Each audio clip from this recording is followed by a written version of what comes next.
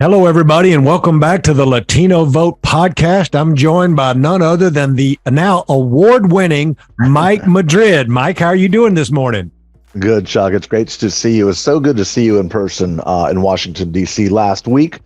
A lot going on. Always good to catch up, break some bread with no, you. no. You don't get to just glaze past that. So for those of you who don't know, we were both in D.C. together last week for the Unidos U.S. Capital Awards, where Unidos U.S., the largest Latino nonprofit in North America, gave none other than my co-host and brother, Mike Madrid, the big public award, along with a U.S. Senator, Ben Ray Lujan. So I don't know how Mike Madrid got to be on the same stage as Ben Ray Lujan, but the podcast, the team here is super proud of him. I was asked to come in and do a little ad-libbing and do his introduction. So I got to hang out with Mike and be with the Solidarity family. So Mike, it was really good to see you and quite an honor that you got, man. And the video that the Unidos put together was really, really cool.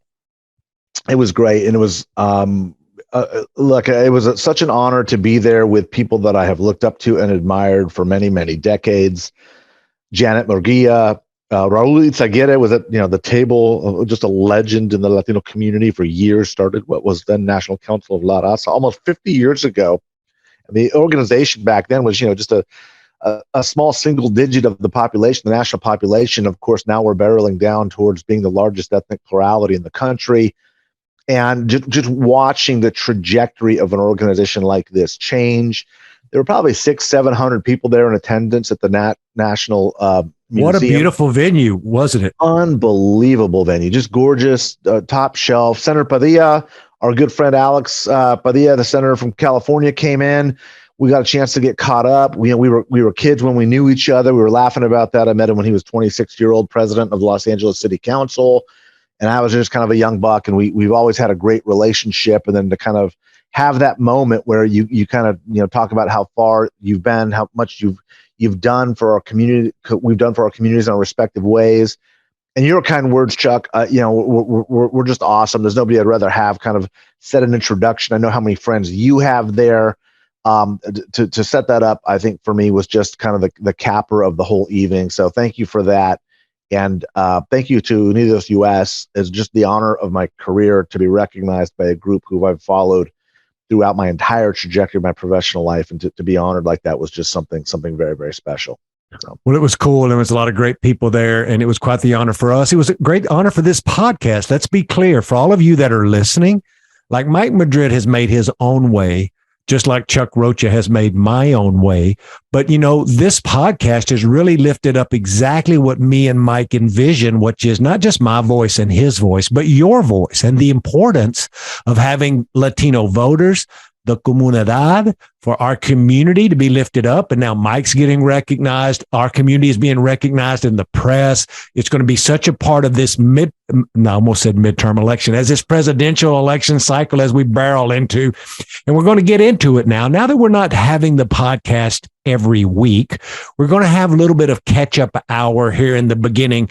And we're not going to talk for an hour, but kind of catch you up on what's happening and try to take the news of today and how does that influence our community, and how does our community have an influence over the news? And one of the first things, we're at a time in history where we're past the State of the Union. We can get into the State of the Union and how he did and what he did, but does that have a great bearing on the Latino community? Not all of it. A lot of it is pomp and circumstance. At some point during this conversation, I want Mike's thought on how immigration was talked about. But the thing that Mike is more qualified than me to speak about, that I want to start this off with, is talking about Joe Biden, who's right now overseas. He just gave this big speech in Poland. Oh my God, he showed up in Kyiv. He took a train for 10 hours. And I know Mike Madrid has been over there. Mike, what do you think that this visit means for our politics as a whole, as we're starting to look at the presidential primary on the Republican side? There's a lot of pieces to this, and let me just say, I have been on that train from Poland to Kyiv about a year ago.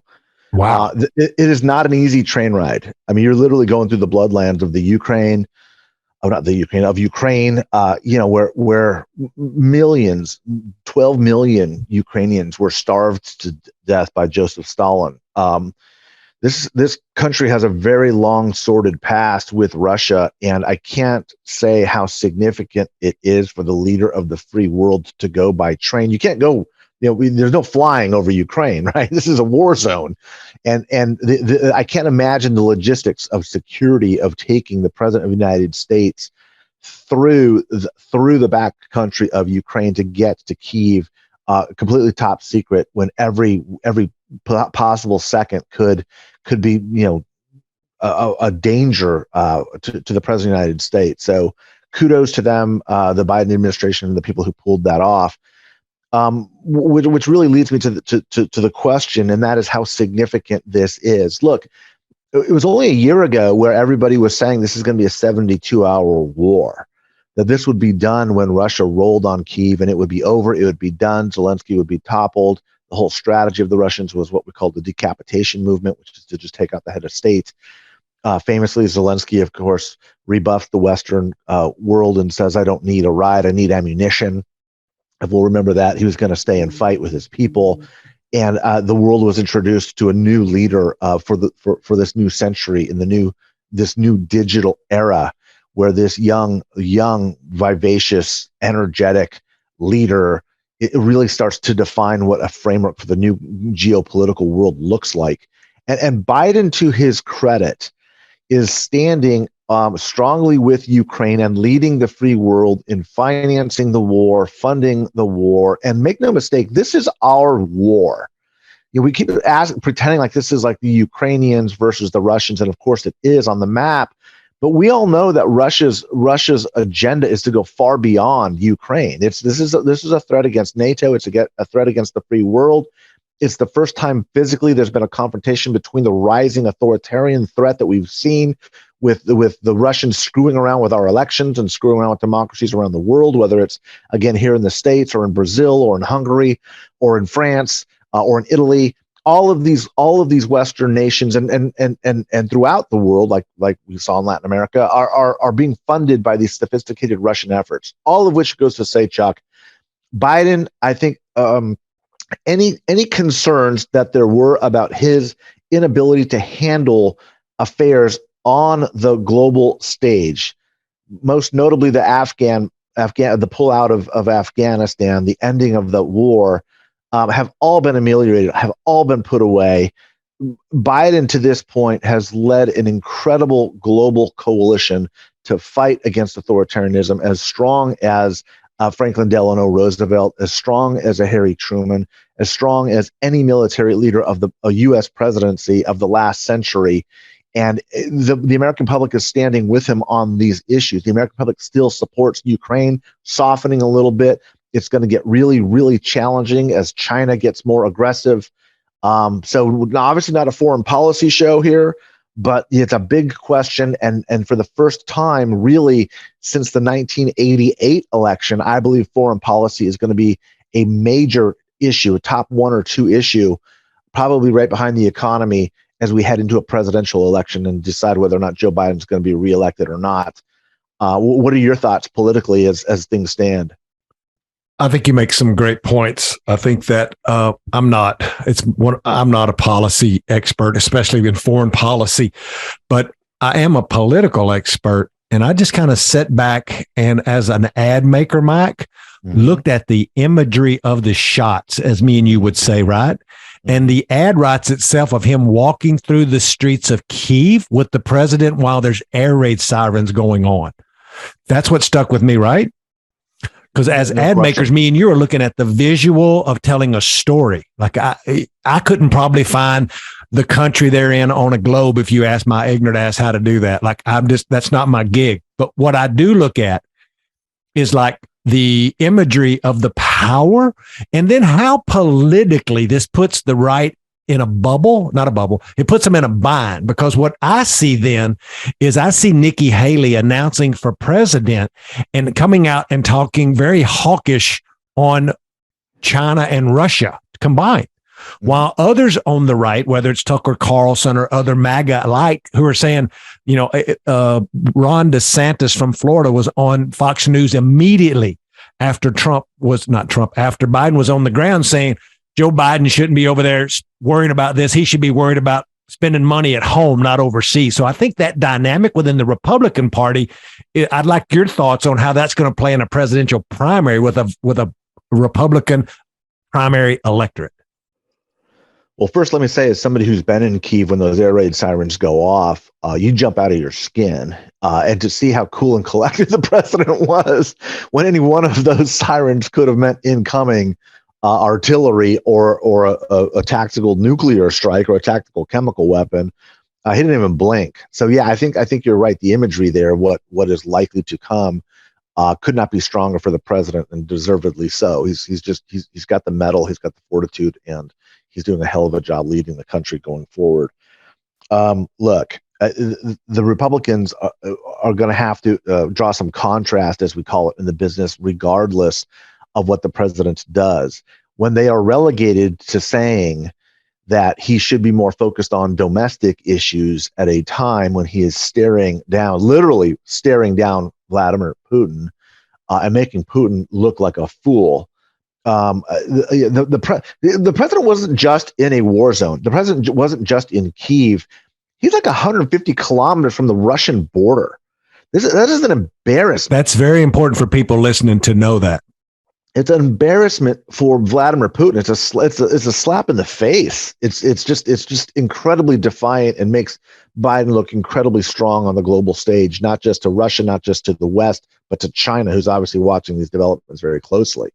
So look, these America Firsters, which is really, I think, just a pseudonym for coward and for isolationist and for protectionist and for nativist, they look weak. I think it's hard to say anything other than Joe Biden looked incredibly strong, incredibly commanding, incredibly powerful. And the Republican right-wing media complex is going to have to do something to draw some contrast with Joe Biden. And the way they're going to do it is by saying that he should be focused more in East Palestine, Ohio, as opposed to what he is doing in terms of leading a global coalition. Does it work? I think it does work to a certain extent. Is it going to be enough? No, it's not going to be enough. I think as we start to devolve into our partisan foxholes, as we get closer to the election cycle, I think it's very clear that people are going to start becoming as red as they are or as blue as they are, and the country, whether we like it or not, is heading into another very acrimonious and very close election cycle, and we're just going to have to see how this plays out. But I don't want anybody to underestimate how powerful the right-wing media cycle is. This stuff works. The messaging works. We're going to see a dip in support for Ukraine. We're going to see a rise in support from Russia. We're going to see Republican candidates contrasting with each other. I think you're going to see Donald Trump basically saying this war shouldn't be happening, that if he were president, he could work with Vladimir Putin to get us out of it. I think you're going to see DeSantis probably copycatting that message, and you're going to see Nikki Haley and some of the other also-rans towing the old Reagan-Bush line of having a strong national defense, being hawkish against Russia, and supporting Ukraine. And the great irony here is most Republicans to this day still are anti-Russia, still believe that we should be on the side of Ukraine. And to watch some of these leaders, which I believe, and I think there's plenty of evidence for it, have basically been co-opted by Russian intelligence, including Donald Trump, are going to be, we're just going to see how this plays out. We're going to see how much sway they have. I don't think it's going to be enough to be determinative in the Republican primary. I think Trump will probably be the nominee, but I think this issue is going to come back and haunt all of those that are supporting Vladimir Putin. I don't think it plays out well for them in the end. So I do think that you're probably going to see that imagery that we saw this week in a TV ad at some point in this campaign. For any ad makers that are out there, it's just something that you can't walk past. I think it stuck out to me and many of us artistic types in this work. Let's refocus back to America, as the MAGA Republicans would have us do. America first. We're going to talk American politics first. And big news. So for those of you listening, it normally takes a couple days for us for the 5,700 editors we have that clean up this thing that make us sound good. So we're recording this on a Wednesday around lunchtime in DC on the 22nd. So I'm telling you that to say that what we're doing here is maybe a couple of days later than when you hear it. So this morning, which will be a day or two from when we actually get this thing posted, I wanted you to know that big news, some of the biggest news in the Senate, we talked about this in the last podcast, is that many of these senatorial campaigns are in red and purple states. And if these incumbents don't seek re-election, it really, really puts the majority that the Democrats have in the Senate at even more jeopardy. And that's two big states, and that is in West Virginia with Joe Manchin and in Montana with Tester. And some say Arizona because she decided to run as an independent. We can sidebar on that one. But let's just say that this morning, John Tester gave Chuck Schumer a little kiss on the cheek because good old John Tester, that is John Deere tractor driving Tester. That is, I lost 3 fingers in a combine. And for all you city slickers like Mike Madrid, that's farming equipment that will cut your hand off. He literally lost 3 fingers in some farming equipment, has decided that he would, in fact, run for re-election in Montana, which he's the only Democrat that could win this Senate seat in Montana, and he can raise a shit ton of money. He can run a campaign. No matter who the Republicans put up, it's going to be a tough race for Mr. Tester, but at least the Democrats have a shot now and have a good shot because people in Montana like John Tester because he is a big old farm worker who's grew up on a farm, who don't like Chuck Rocha. He ain't hiding where he's from. He lost 3 fingers in a combine, for God's sakes.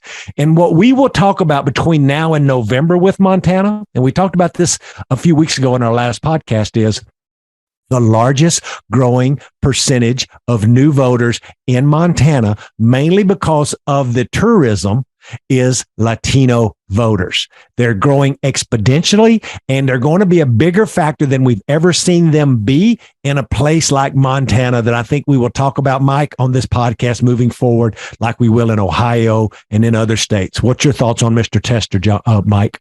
I think we need to look. We really ought to do an episode just on Montana because we should go to Jackson Hole and do it.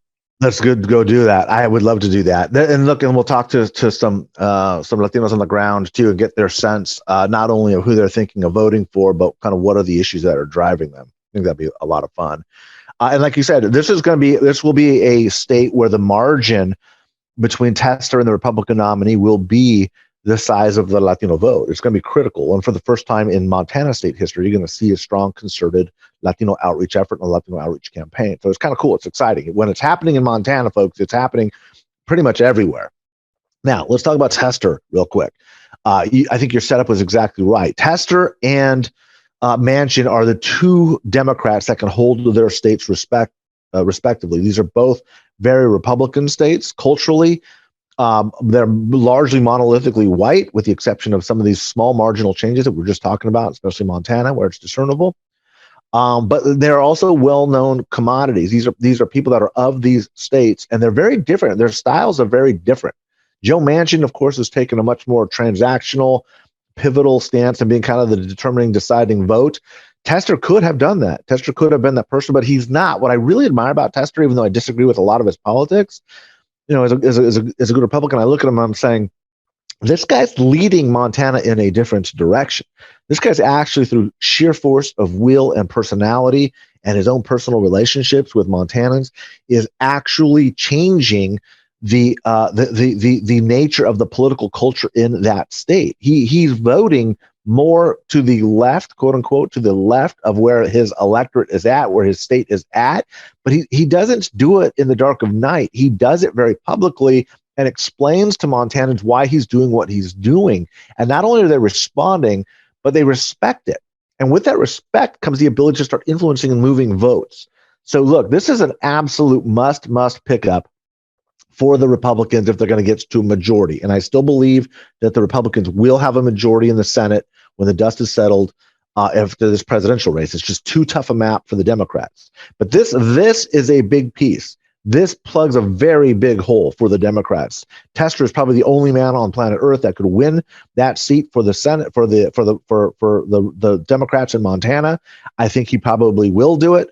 I think even if the numbers don't look great, and they don't in Montana for a Democrat, even if numbers starts to sour for Joe Biden, and I'm not predicting that they will, I'm saying even if they did, Tester has the mettle to stand in there and withstand a lot of these trends, a lot of the political winds. People know him, and it couldn't be a better moment for Chuck Schumer, as you just said in the intro here to this segment.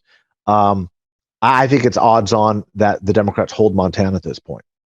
And I need to correct myself. I said we'd go to Jackson Hole. Jackson Hole is in Wyoming. It's in Wyoming, not in Montana. We can still go there. We can still go. It's really close. I was there last summer, as you know, with the Rocha boys for the Yellowstone, which is also in Wyoming. But we flew into Billings, Montana. So you can be, and then we stayed in West Yellowstone, which is in Idaho. So like Idaho, Wyoming, and Montana are like the tri-states up there. And I get really confused a lot as a country boy from East Texas. I've already told y'all I have trouble with sometimes maps. So that part of the country confuses me. But what don't confuse me is that this morning they are breathing a little bit easier over at the Democratic Senatorial Campaign Committee, because one of their biggest worries was that he would not run for re-election. So what Mike has talked about is the Tester race. Also remember why Mike's math says that it's harder to keep the Senate is because just Montana's one. The other is West Virginia. The other is Arizona. And then you throw in other states, the four that are just as hard, which are Pennsylvania, Ohio, Wisconsin, and Michigan. Now, in a presidential year, which we're going into, it is easier to win those states because turnout normally is higher for Democrats, normally higher in places where urban turnout, black turnout in Philadelphia, Detroit, Columbus, and Cleveland is higher. But if you start tweaking that just a little bit, if Biden's numbers go down for any reason, if Putin does something stupid and we go to war, all of these things could affect this any little bit, because to Mike Madrid's point, the margins are so small in the U.S. Senate. In the House, let's transition now over to the House. There's a lot of news happening in the House. As you know, Mike Madrid has smartly said that the Democrats will probably lose the Senate by 1 or 2 seats, who knows, but has a really good chance of picking up and winning back the Congress in the House because, as we talk about on this podcast, there are 18 congressional seats that Republicans currently hold that Joe Biden won in the last presidential election. And of those, me and Mike Madrid are going to be talking about the 10 of the 18 that have more than 30% Latino voter population. Well, in just 3 of the biggest ones this week, I've talked to Latinos that are looking to run in places where there's lots of Latinos in a seat that is currently controlled by Republicans. I've talked to Latinos who are planning on announcing soon in California 27, which I want to get Mike's take on. That's where he grew up, just in northern LA County.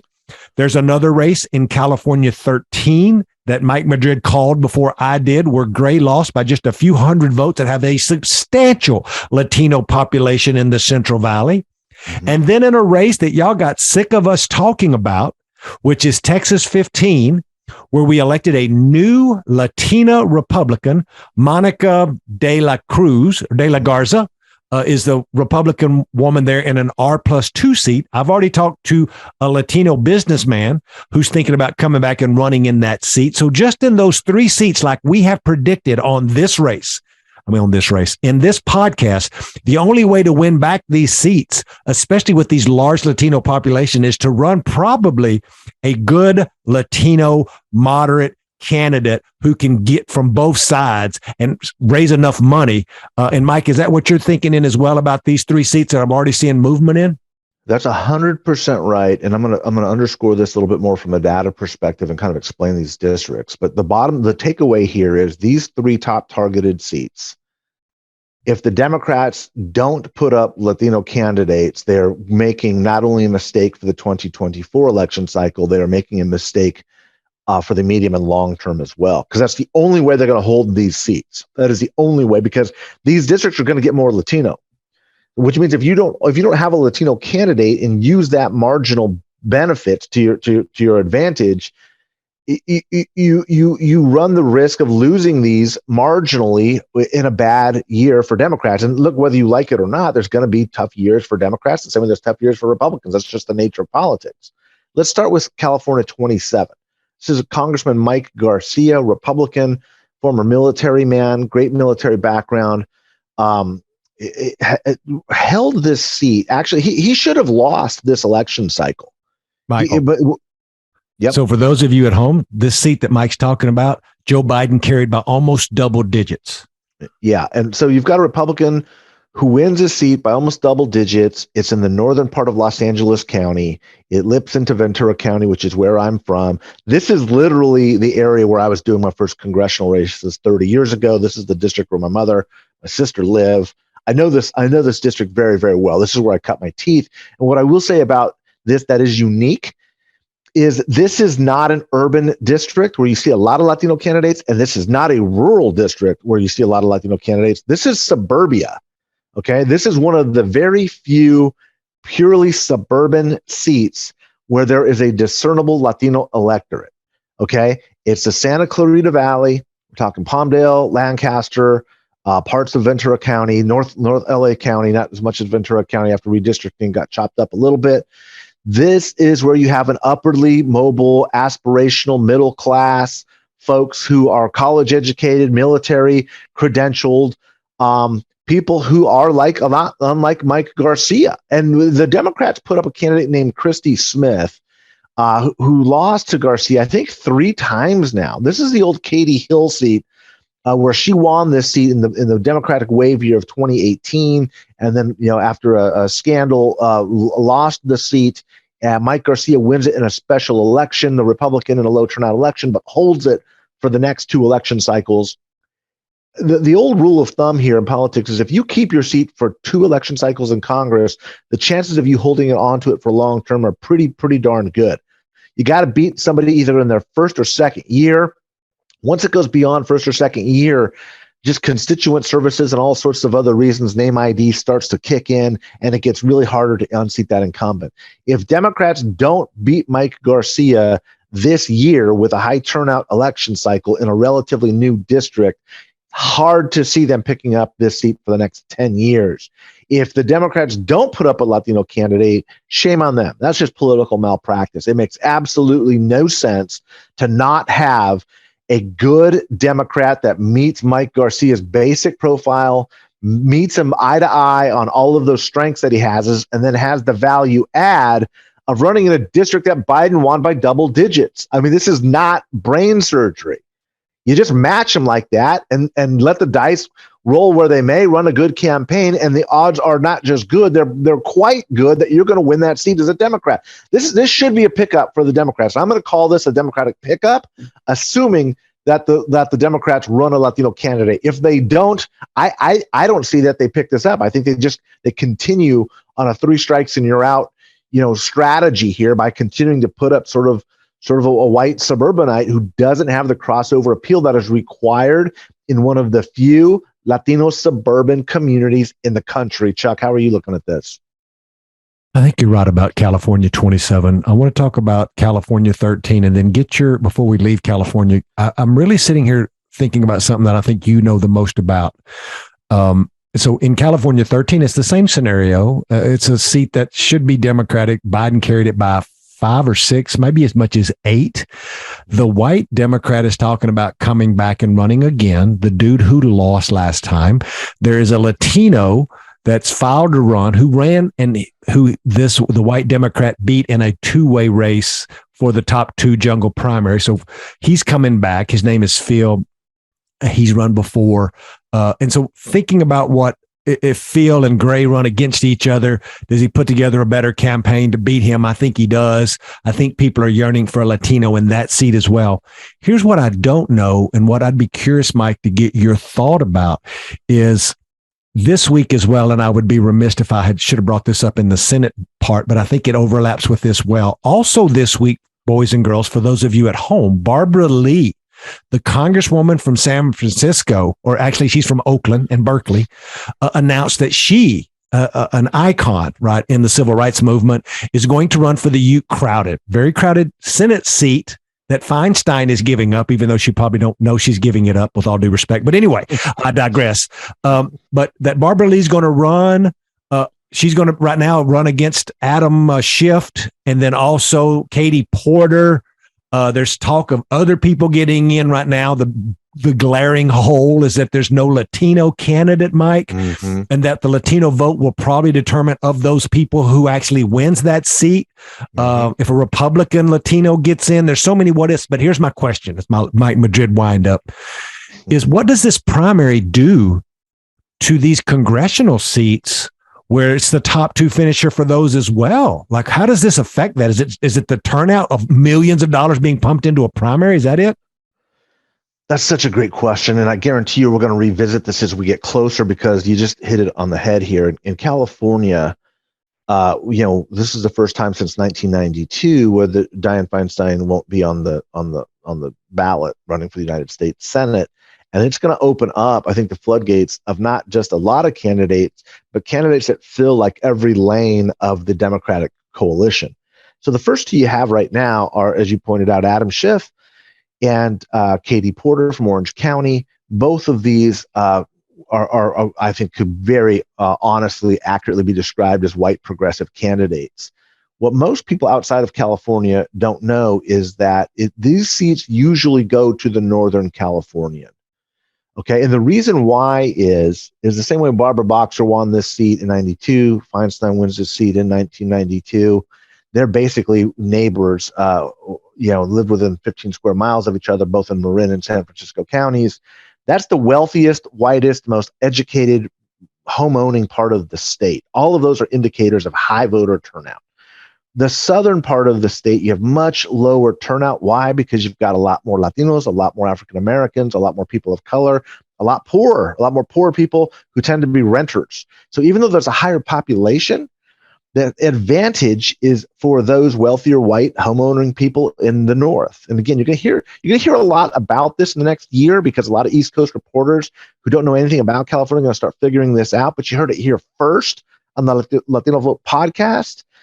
This is going to create a dilemma for the Democrats, because of all states in the union that should have a person of color in the United States Senate to go to the halls of power with Alex Padilla, our friend Alex. It should be a person of color, should be from California. If they elect another white progressive, I mean, what a disappointment. But politics being what it is, people are going to do what they're going to do. Schiff and Porter throw their hat in the ring. Barbara Lee has some distinct advantages. Again, woman of color. I think that plays actually, hopefully, pretty well in the Democratic primary. She's a Northern Californian, comes from that media market with a strong bit of name recognition, and she's a woman. 56% of women in the Democratic primary are Democrats vote in that primary, so it's an advantage to be a woman. Now she's going to split that up with Katie Porter a little bit. But I don't count Barbara Lee out. A lot of people are saying, "Oh no, she doesn't have the moxie. She's too old. She's not much younger, much different in age than Dianne Feinstein." The truth of the matter is, she has and occupies a completely different lane geographically, racially, ethnically. I think the gender lane helps her out, and ideologically, she was the only vote against the Iraq War, which still is kind of a badge of honor with progressives. Now, the reason why, again, this is another long Mike Madrid windup here, is you've got these three candidates. Now that we're at three, the rationale for a 4, 5, and 6 candidates getting into this race make all the more sense. This race is dying, screaming, begging for a Latino to get into the race. Okay, and we can talk about some of those, and we'll probably speculate as to what they are. But once you get to 4, it makes more sense to get to 5. And then 5 argues for 6. And so this field, I think, is going to get big. I think it's going to get big quick. I think you could see Ro Khanna has basically said, I'm not going to do this, but if Ro gets in and Bernie backs him, I think that becomes a big deal. Elizabeth Warren's got her candidate with Katie Porter. Nancy Pelosi's got her candidate with Adam Schiff. You're going to have a number of members of the Congressional Black Caucus supporting Barbara Lee.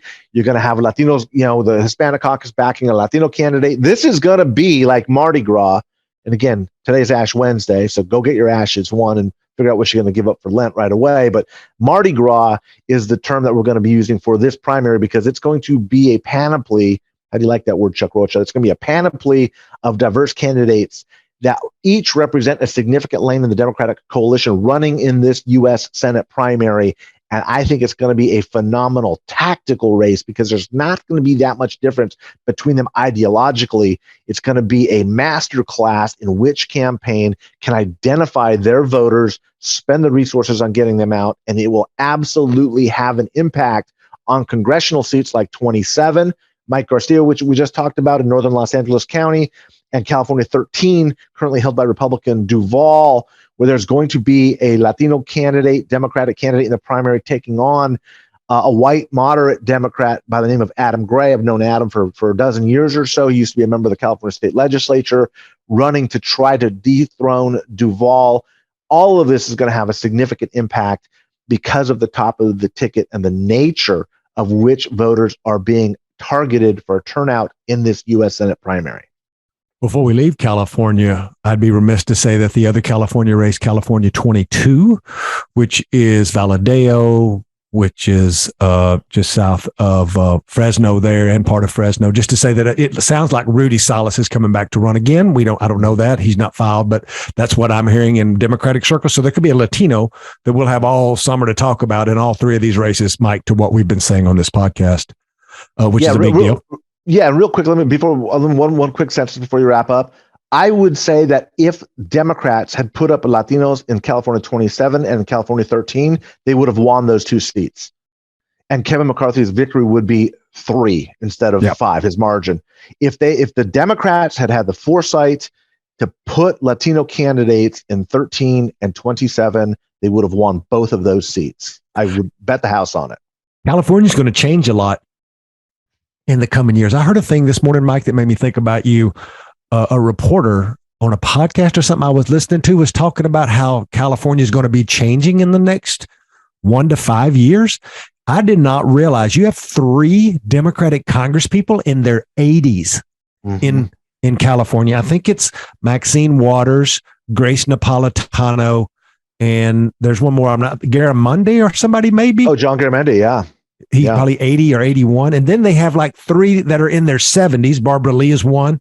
Matsui is the other one. And I don't remember the third. Matsui. So you have 6 members in their 70s and 80s that we don't wish any of them to leave. We don't wish any of them to die or nothing bad. I'm just saying that they're 70 and 80-year-old congresspeople. That means that in the next 5 years, they could all be gone, retired probably. And that's a big change in the way California looks.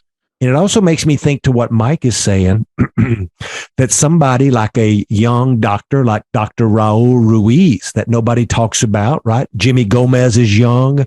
You have this next crop of young Latino Congress people, especially like Ruiz, who've been in a while, that if, I'm not saying that I have any inside information here at all. I'm just saying that if I'm looking at who's talented, even a Tony Cardenas, like there's a plethora take that word for you. Again, I'm going to always go back to plethora, a plethora of Latinos or Latinas. Let me just make sure that I'm not just talking about a bunch of dudes, because there's Nanette Barragan, there's Linda Sanchez. Like you want to talk about in the congressional delegation, there's a bunch of talent there. And if any of those decided to run, it would not up in the race, but me and you both know, Mike, that if there's a Latino surname on a Democratic primary ballot, it goes a long way. It's not the end all be all. Linda Sanchez proved that.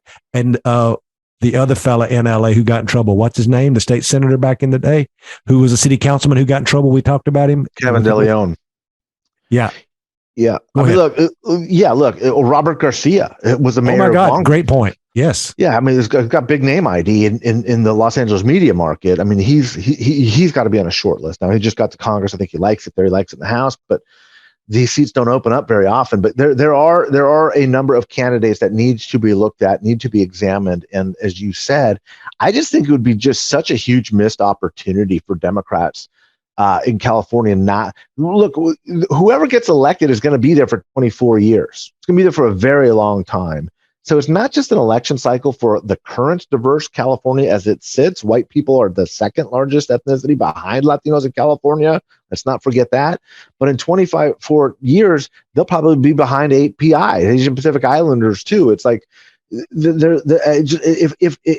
the Democratic Party is really the party of diversity, this is their moments to prove it. And I think that there are enough candidates with enough caliber and substance to actually not just run credible campaigns, but to win and start defining a new narrative for the party, not unlike what Dianne Feinstein and Barbara Boxer did in 1992 in the Year of the Woman. It was a big deal in 1992. I know, Chuck, you were kind of old then too, so I don't know if you remember it, but I was a little bit younger and I remember it well. 1992, was coming off the Clarence Thomas hearings and his confirmation hearings, and women were pissed, rightfully, and were running for office in big numbers. It was the first time California sends 2 women to the United States Senate from the same state. Might have been the first time in history that a state sends 2 women.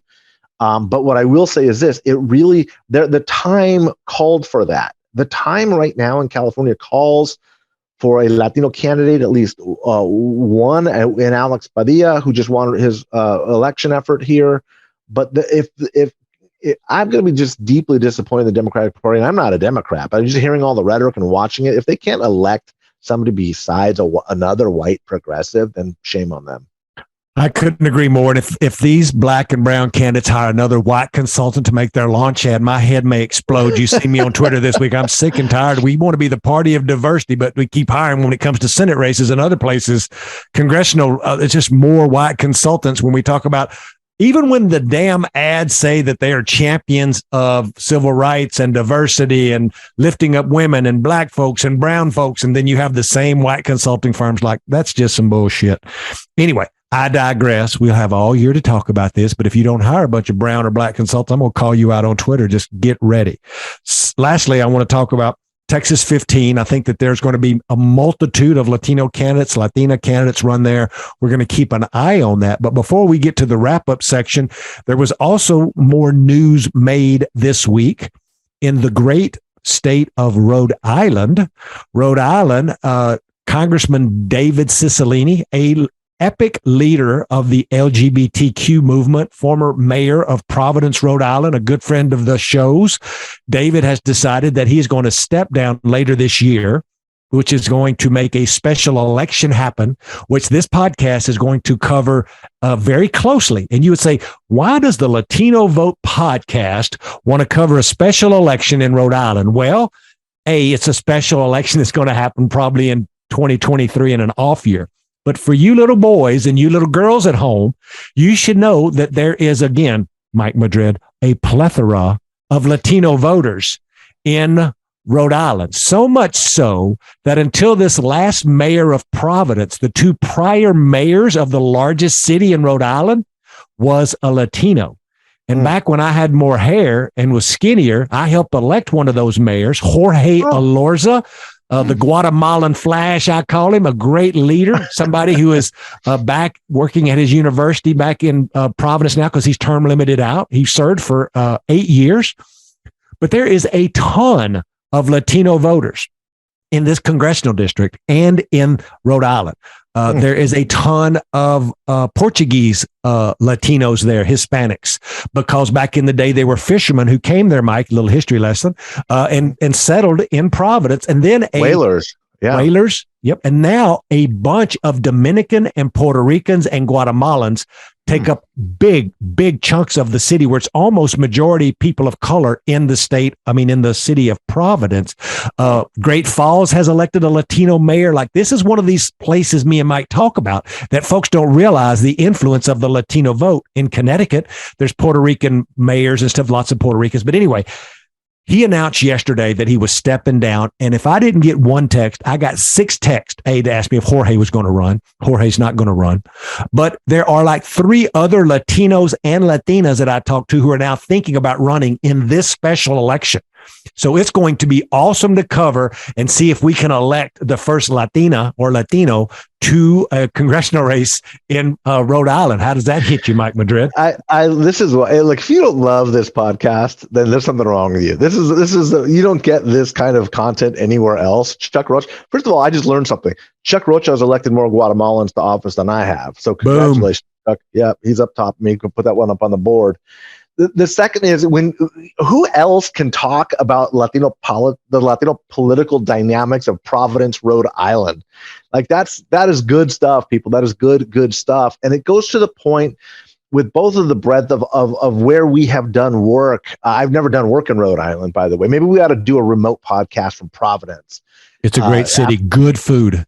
After we're done with Billings, we can go to Providence, Rhode Island, and cover Latino politics there. But I think just time, I guess, Chuck, is just the peculiar places that we've done Latino politics in all these places of the country. And now it's becoming dominant. Like you're saying, in Rhode Island, in Providence, the urban core there is it's people of color who are dominating.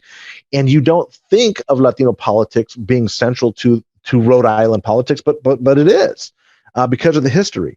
So look, I mean, I hope you're engaged in some of those candidates and some of those contests, because I want some reports back, and maybe some food too. But I want to get some feedback from what's going on in Providence, Rhode Island, and the Latino political structure in Providence. It's just kind of funny to say, but that's why we launched this podcast. We want to talk to people about what's going on everywhere.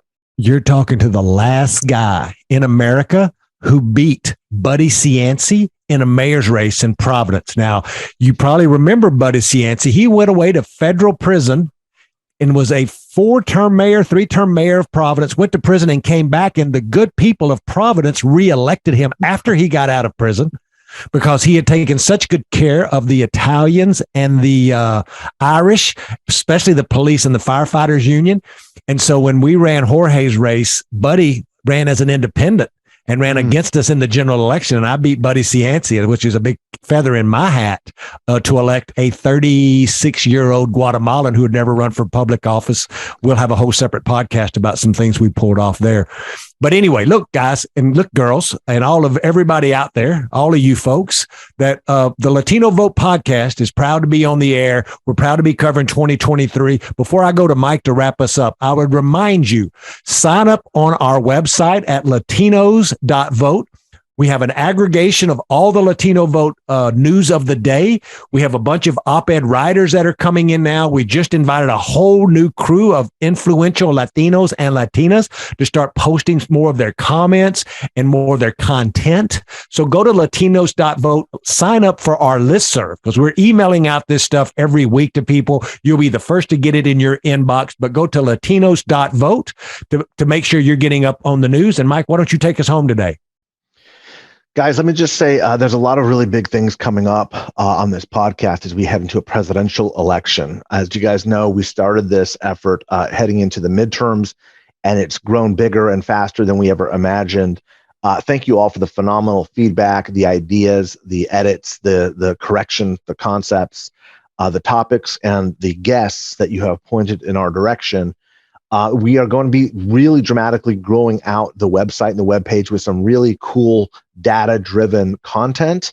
But if you have ideas for that, let us know too. You're going to be hearing a lot about this in the coming weeks. We've got some great people involved with a great new project that I'm really excited to hear about and see and share with you all. But if you could do us a favor, if you could like and make sure you're subscribing and providing feedback on the content of the podcast. The more you're able to help elevate our voices, the more we're able to help elevate yours. If you could share this on social media and just pass the word along. And also, if you've got good guests that are ideas of what we should be talking about, let us know. While we have cut back a little bit during the off season, for the next couple of months, we'll be cutting back our programming schedule, but we're doing that so that we can position for a really aggressive finale into the last 14, 18 months of this election cycle, because this year, this 2024 presidential cycle is going to be unlike anything we have ever seen before as it relates to the Latino vote. And I'm saying this with a big smile on my face because I have a very strong suspicion that I will be saying those same words every presidential election cycle for the rest of my life and my career, because the numbers keep getting bigger. They keep growing. It gets more dynamic. It gets more complex. It gets more interesting.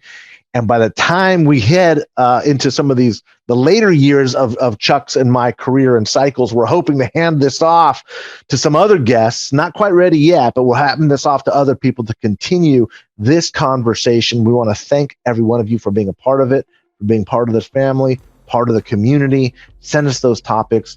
Hit that like button. and make sure you follow the website, not just for the news, the content, the op-eds, but because of the build out that we're going to be announcing in just a few short weeks. Thank you so much for joining us here on the Latino Vote podcast.